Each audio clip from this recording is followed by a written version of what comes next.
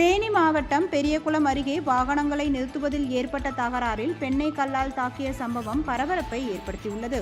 பெரியகுளம் அருகே காமக்காம்பட்டியில் ராஜேந்திரன் என்பவர் நடத்தி வருகிறார். ஹோட்டலுக்கு வரும் வாகனங்கள் எதிரே வசிக்கும் செல்மாயன் என்பவர் வீட்டின் முன்பு நிறுத்துவதால் இருவருக்கும் தகராறு ஏற்பட்டுள்ளது. இதனால் ராஜேந்திரனின் மனைவியை செல்மாயன் மகன் சீலன் கல்லை போட்டு தாக்கியுள்ளார். இதில் காயமடைந்த பெண் அனுமதிக்கப்பட்டுள்ளார். இது குறித்து போலீசார் புகார் அளித்தும் எந்தவித நடவடிக்கையும் எடுக்கவில்லை என கூறி காவல் கண்காணிப்பாளர் அலுவலகத்தில் செல்லமாயன் அவரது மனைவி மகன் மீது நடவடிக்கை எடுக்குமாறு ராஜேந்திரன் புகார் அளித்துள்ளார். காமக்காம்பட்டி அம்சாவரம் தேனி மாவட்டத்திலேருந்து பேசுகிறோம்.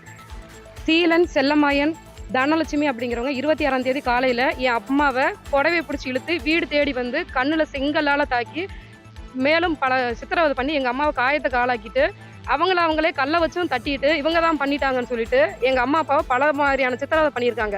எங்கள் அம்மா அப்பா 2 பேரும் கேஸ் கொடுக்குறதுக்காக தேவதானப்பட்டி ஸ்டேஷன் வந்தாங்க. தேவதானப்பட்டி ஸ்டேஷனில் இவ்வளோ காயமாக இருக்குது, நீங்கள் ஹாஸ்பிட்டலுக்கு போங்கன்னு சொல்லிட்டு இவங்கள அனுப்பி வச்சுட்டு அவங்க வந்ததுக்கு உடனே கேஸை எடுத்துட்டு அவங்க பின்னாடியே துரத்தி வந்து என் அம்மாவையும் அப்பாவையும் பெரியகுளம் பைபாஸில் வச்சு தேவதானப்பட்டி பெரியகுளம் போகிற பைபாஸில் வச்சு அவங்க கல்லால் மறுபடியும் என் அப்பாவையும் அந்த சீலன் அப்படிங்கிற பையன் என் அப்பாவையும் அம்மாவையும் மேலும் ரொம்ப ஹெவியாக தாக்கியிருக்கான்.